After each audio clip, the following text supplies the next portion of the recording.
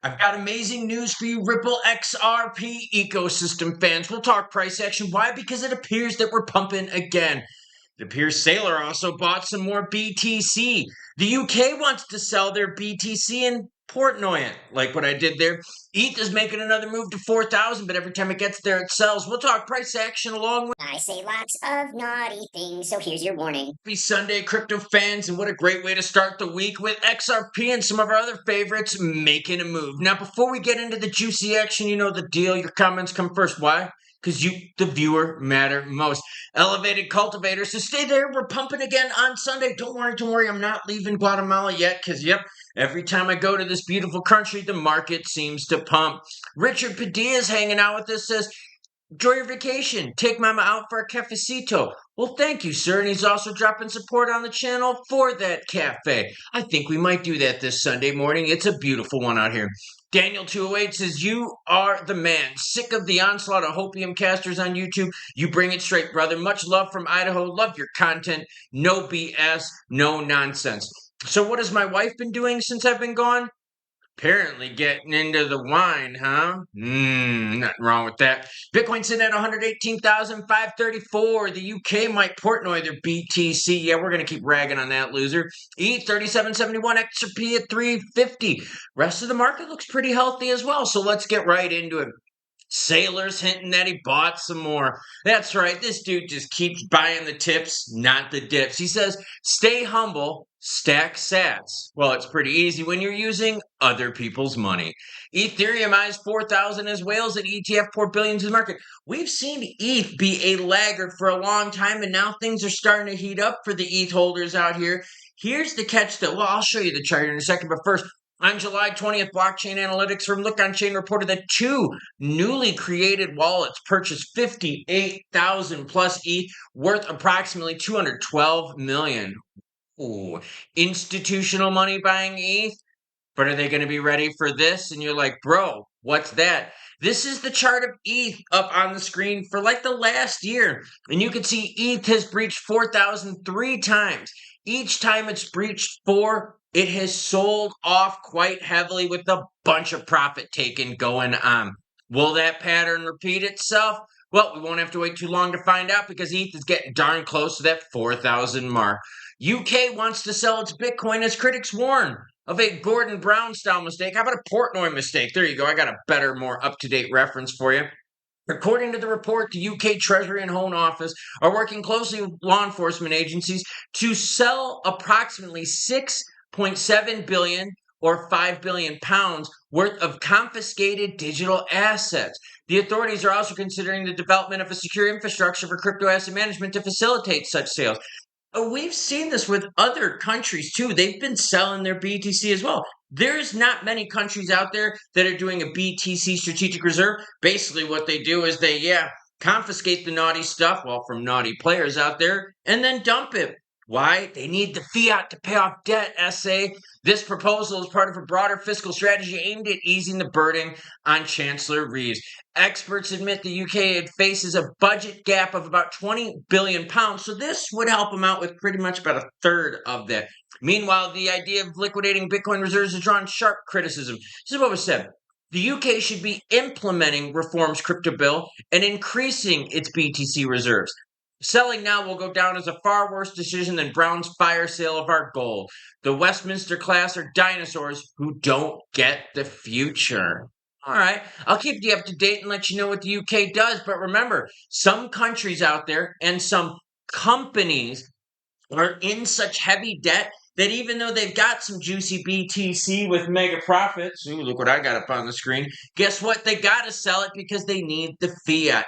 Now let's get into that juicy XRP news where the blue chip stablecoin rating came out, and guess who scored the highest right here? RLUSD.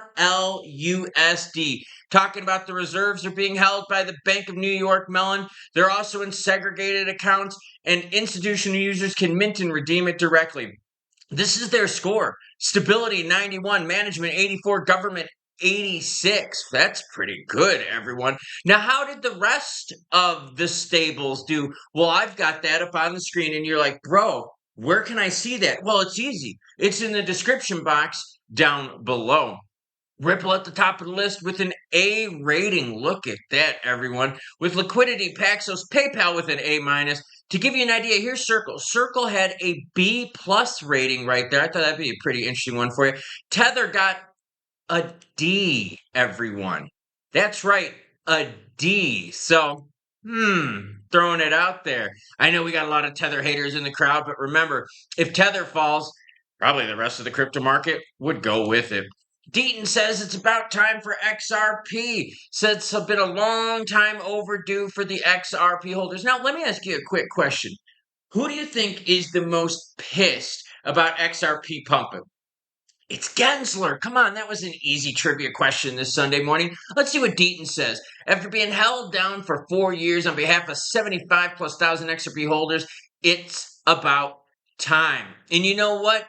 Deaton's right. It's been a long time coming, and that goes to show you when the wrong people are in control, they could do a heck of a job suppressing the price. Speaking of price, let's swing it on over the broader market, where guess what? Even on a Sunday, we're sitting at 151 billion in volume right now. Fear and greed 68, but this is the big number I wanted to share with you. Check it out. Altcoin season index. We are now at 51 out of 100, right smack dab in the middle. And the best thing about this is if we look at the altcoin index chart, which I got up on the screen as well, this is the highest we have seen it in a long, long time. Now, it's not the highest ever. The highest ever we saw for the last year was December 3rd of 2024, where we reached 87. But look at this, though. In early July, July 7th, our altcoin season index was at 22. Go back just a little bit further, 15 in late June. So now let's take a look at those cryptos and see who is performing. You got BTC right here up on the screen, up 34% in the last 90 days. Look at all the cryptos that are up big time here in the last 90 days. Pudgy Penguin at the top.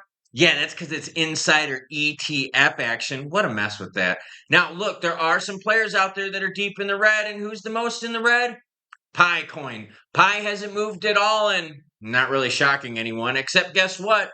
All those people out there on Twitter telling you, you got to hold your pie. You got to hold your pie. Speaking of pie, can't wait till I get home with the wife. Now let's swing it on over to XRP price, where I told you earlier, we're starting to move. That's right. Maybe I should stay in Guatemala. Volume for XRP has been super healthy this weekend at $7.3 billion in the last 24 hours. Trading pairs, yeah, it's something you got to be paying attention to as well. Biggest trading pair right now is Binance with 792 million in volume. That's the XRP USDT pairing. So again, be very careful out there hoping for the demise of Tether, because that would bring the rest of the crypto market down with it. Same thing with Bitcoin, because its dominance is still at 58.79%.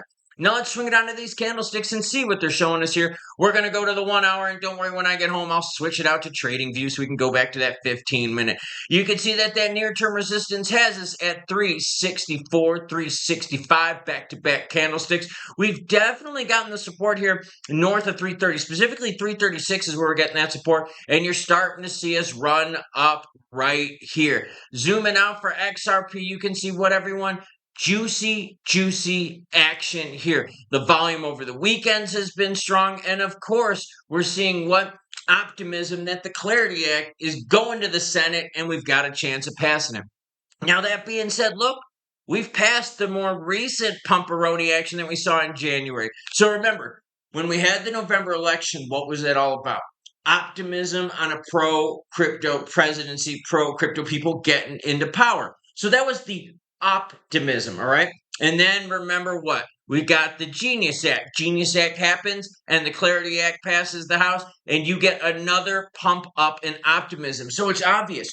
Regs are the big play here, but don't forget, we still got XRP spot ETFs coming, and we're still waiting for the finalization of the case with the SEC. But right now, taking a look at it, XRP has gone on one hell of a run. From June 22nd on, XRP has gone up $1.60, marking an astronomical surge. Now, I get it. We maybe printed a red candlestick here and there along the way, but remember, not every day can be green, but today is green. And while I'm hanging out in Guade, XRP keeps going into the green. Maybe I should stay. Just don't think the wife would enjoy that. Now, how juicy is that news with RLUSD getting a top score? I know, it's great for the ecosystem, isn't it? Y-Files? There you go. Maybe I need my own version of Hecklefish. Nah, I'll do something different. I like my ending anyways. Now, that being said, the reason I brought up the UK thing is because I want you to look at it this way. Replace the UK with a company, okay? Companies that got big BTC reserves are pretty common, right? We've been seeing that. I've been reporting on it and you've been watching and listening. Now, that being said, not every company is standing good with cash on hand. Not every company is making a bunch of money. So some of those companies that have debt, guess what they're going to have to do? They're going to have to sell off their BTC to raise capital in order to what? Pay down that debt. And that's what the UK is looking to do. They're about 20 billion pounds in debt right now, and the sale of that BTC would cover about a third of it.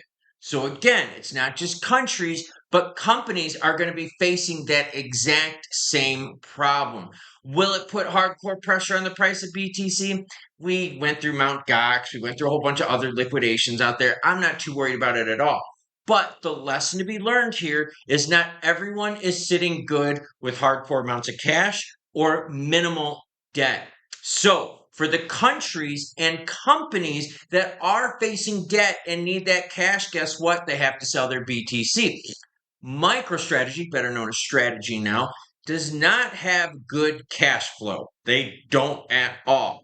But hopefully they have enough to weather the storm because they hold big bags of BTC. But that's what we got to pay attention to. Who out there can weather the storm of the cash and debt issue? And will they be forced to liquidate their BTC, putting direct pressure on BTC, which we know what everyone pushes down the rest of the market? Or will it? Because we're starting to see the alts move. That's right. The alts are starting to shine. Altcoin season index 51 out of 100. Get rid of that commercial for you in the background so I can put a little bit of AJ and Hecklefish on. And it's true. The alts are starting to do their thing, and the alts will continue to do their thing because remember, the Clarity Act is all about giving clarity to things other than BTC. BTC's been given the golden pass as a commodity like gold, silver, and oil. So, does BTC need the regs? No, the alts do, and that's why the alts are running. Optimism on regs is why the market is pumping and why we're seeing a lot of green up on the screen. I'm going to enjoy my Sunday with my mom out here hanging out in Guatemala. Choo choo what? I sneezed. I sneezed again. Choo choo what? Choo choo bitches.